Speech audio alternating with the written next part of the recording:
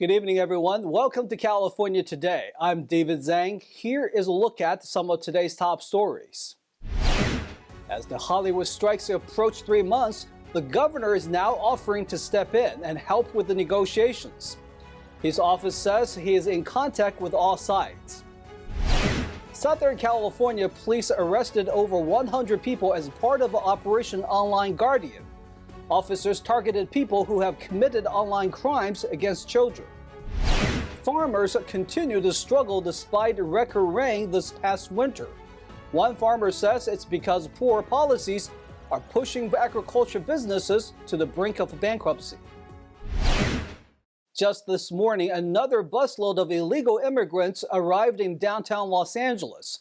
This is now the 6th bus sent from Texas. An estimated 36 migrants were on board.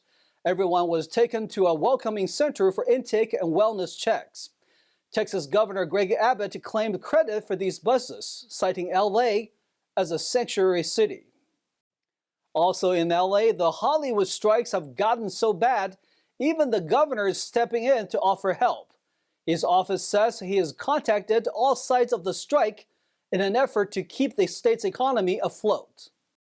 According to Governor Gavin Newsom's office, he has contacted all sides of the strikes around Hollywood. He has offered to help broker a deal to restart an industry that is crucial to keeping the state's economy humming amid signs of weakness. So far, neither studio executives nor actors and writers have shown formal interest in bringing Newsom to the negotiating table.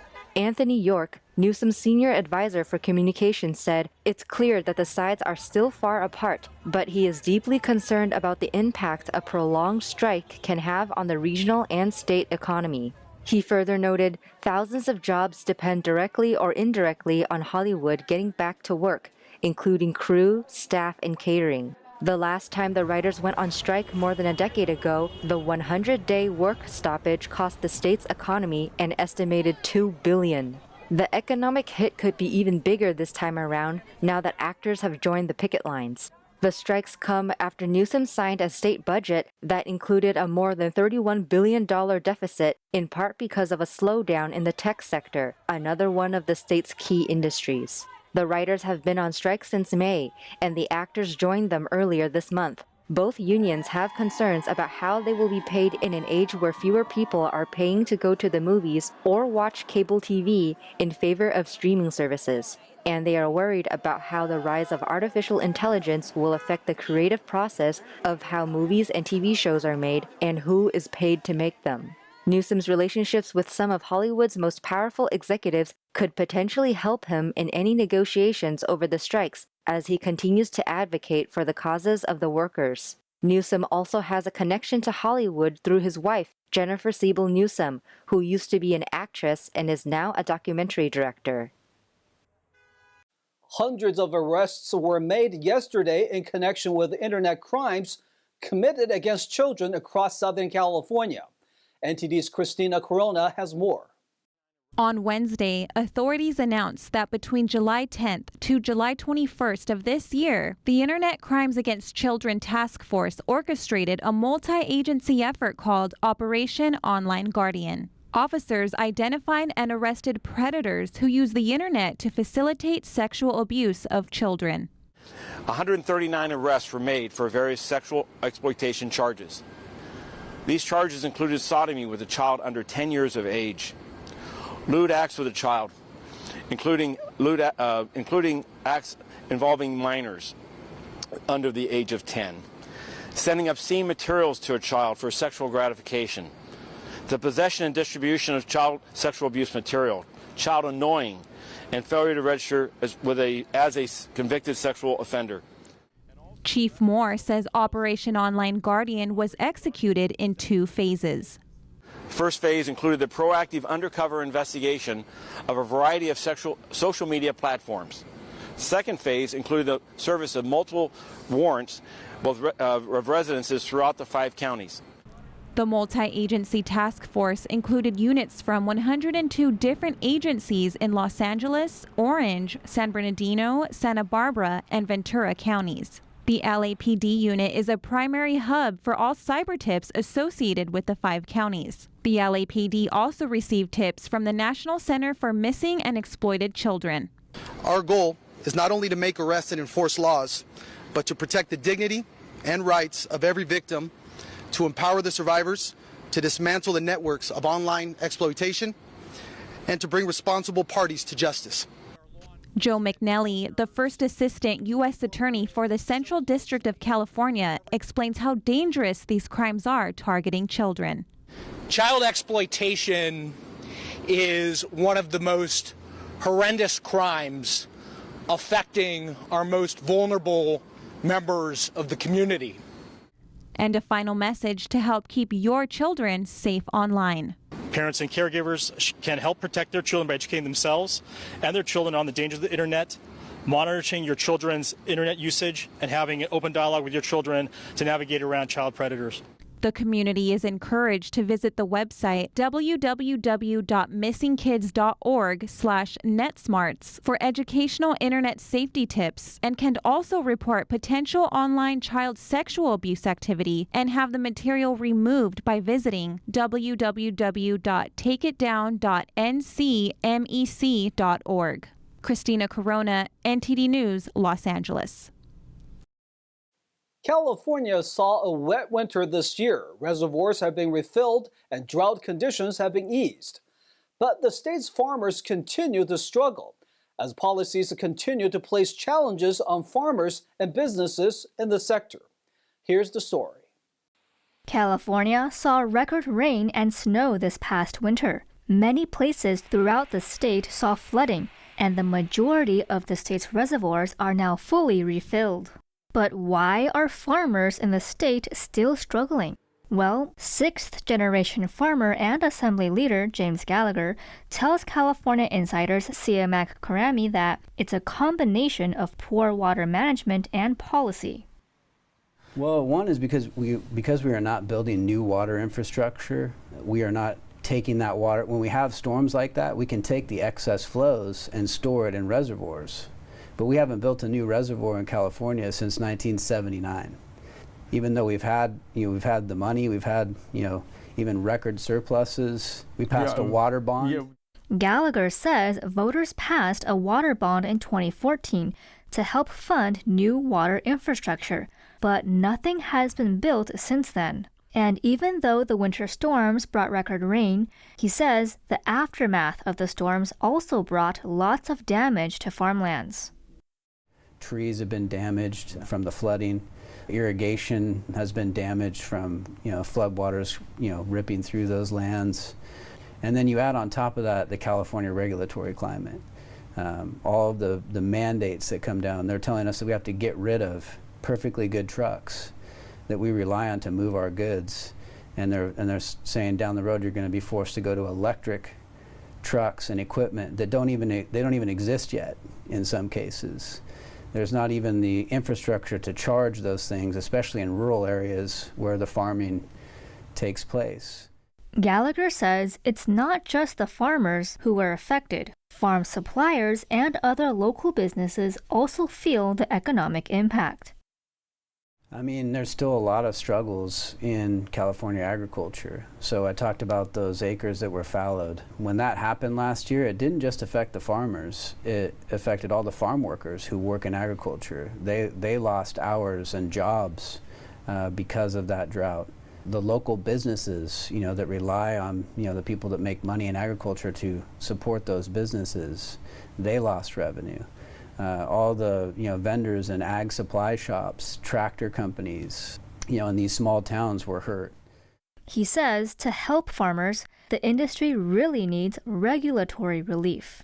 Some of the top policies affecting farmers include increased labor costs, electrical policies, climate policies, increased gas prices, and from the federal level, inflation. All of these regulations and policies that have been in place increase the costs for farming exponentially. And then you talk about taking away our water. You can't grow crops without water, and they want to pass new laws. There's laws right now in the legislature to give now the Water Resources Control Board, another agency, unaccountable, appointed by the governor, not elected, more power over our water rights. Water rights that farmers have relied upon for certainty, that they know, okay, I have that allotment of water to water my crops. They want to give this unaccountable board even more power to take that water away. Gallagher encourages his colleagues at the state capitol to talk to people in the farming industry to get a better understanding of how different policies affect them. He describes it as, quote, being responsible and taking the time to listen. He adds that this applies to other issues too, such as crime and homelessness. We'll now take a short break, everyone, but here's a look at what we have for you when we come right back. Hot temperatures are expected to continue into the weekend. President Biden is now stepping in with a new heat advisory for much of the Midwest and Northeast regions. We all know too much sugar isn't a good thing, but what exactly are the health impacts? We'll hear more from a doctor. And the San Diego Zoo is welcoming some new baby animals, 4 capybara pups. These furry friends are known as the world's largest rodent. These stories and more coming up on California Today.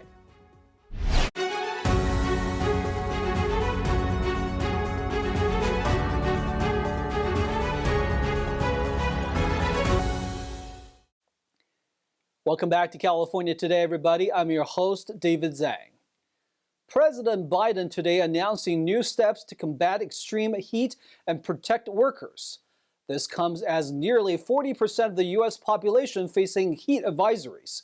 Southern California is one of the many places under the new heat advisory. I've asked Acting Labor Secretary Julie Su to issue a heat hazard alert. It clarifies that workers have federal heat-related protections. We should be protecting workers from hazardous conditions, and we will. And those states where they do not, I'm going to be calling them out, where they refuse to protect these workers. As part of the initiative, the Labor Department will issue a hazard alert to notify employers and employees about ways to stay protected from extreme heat. This includes Southern California, where many parts continue to expect temperatures in the high 90s. The department will also scale up inspections in high-risk industries like construction and agriculture.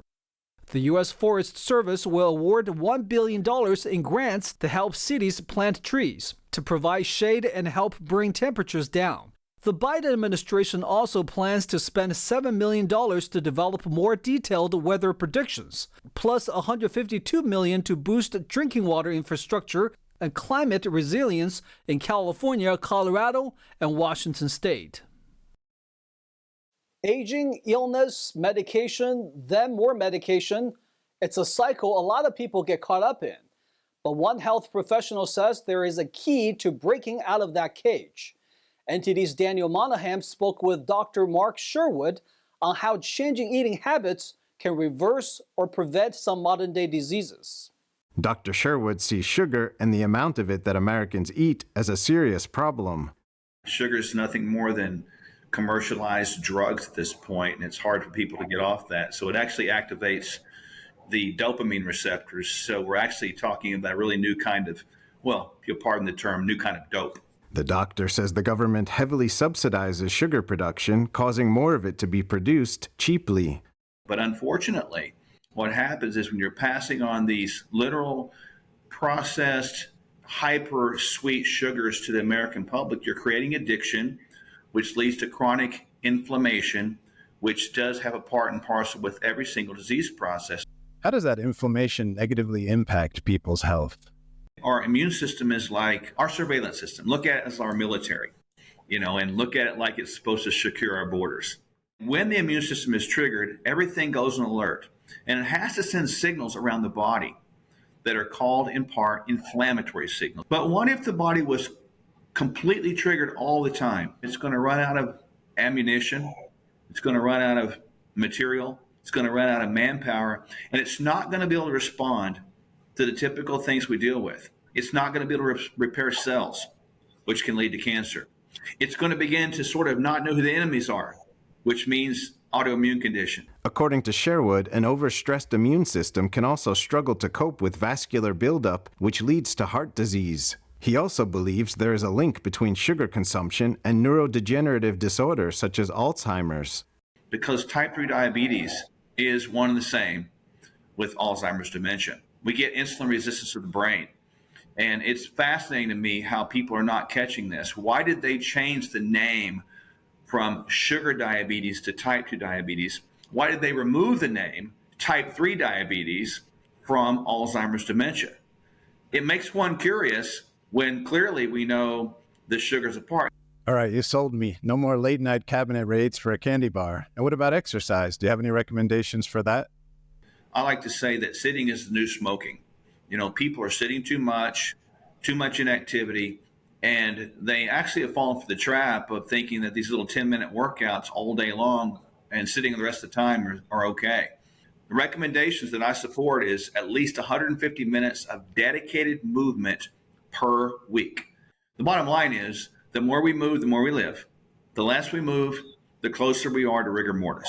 Sherwood says the biggest enemy Americans have right now is a lack of border security at their mouths. The doctor says it's something people need to start talking about and begin to make changes. Those changes, according to Sherwood, will help people get off unnecessary medications and turn the tide on some of those health problems. Daniel Monahan, NTD News.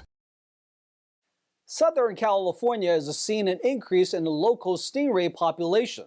Stingray-related injuries have also become more prevalent. Let's take a look. Stingrays' populations have steadily increased over the years along Southern California beaches. Chris Lowe, director of the Shark Lab at California State University, Long Beach, called Southern California the stingray capital of the world. Lowell told ABC7 that multiple factors, including better water quality and a decrease in a stingray's primary predators, have contributed to the population increasing. Due to their stingers, stingrays can be venomous and harmful to humans, so stingray injuries are becoming more and more prevalent. According to CSULB's Shark Lab, a majority of stingray-related injuries take place in the afternoon, when stingrays hide under sand to avoid potential predators. This makes spotting stingrays a challenge. Lowe offered a tip for avoiding stings. He said the stingray shuffle is the key to staying safe. This is a technique where you shuffle your feet along the seafloor instead of taking steps and lifting your feet. The shuffling creates vibrations that scare away nearby rays. In more animal news, photographer Ron Sturbans caught a moment when a mama grizzly bear showed some tough love when her cub, the baby bear, was scared of crossing a fast-flowing river after being chased off by bison. But mama bear helps her cub cross. Let's take a look. A female grizzly bear and her cub had to cross 3 different sections of a river to run away from a bison herd. This scene in Yellowstone National Park was caught by photographer Ron Sturbans. At the first crossing, the cub refused to swim and was swiftly ticked off by mom. During the second crossing, he was briefly swept away by fast-moving currents. Mom then swapped tough love for parental protection and swam to his side. In the third crossing, the cub was able to follow mom and scrambled onto the riverbank smoothly. Born and raised in Los Angeles, Sturbans relocated to Minnesota 20 years ago and has been visiting Yellowstone every year with friends for over a decade. He is fascinated by animal behavior and shares his footage on social media to draw insights from viewers who may know more than he does. Sturbans said, quote, "I don't interfere. What I find fascinating is watching the behavior."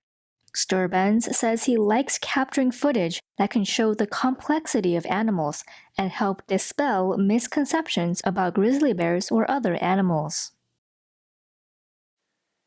And to wrap up the evening, the San Diego Zoo welcomed the 4 capybara pups this week. The animal is the world's largest rodent. They're related to guinea pigs, hamsters, and mice. The pups are precocial, meaning they're more mature and mobile at birth. The 4 young ones are already nursing and following their mother. Mama capybara is Rosalina, who just became a second-time mother, while Bowie is a first-time father. The animals are found in Central and South America, where they inhabit swampy, grassy regions. They're not classified as an endangered species. Now let's hear from NTD's Carlos Reyes for your sports roundup.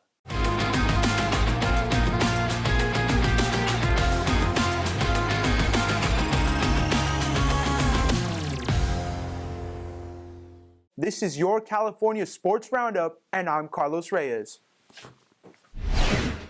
The San Jose Earthquakes have signed forward Cristian Espinoza to a new contract that will keep him as a designated player through the 2025 season with an option for 2026.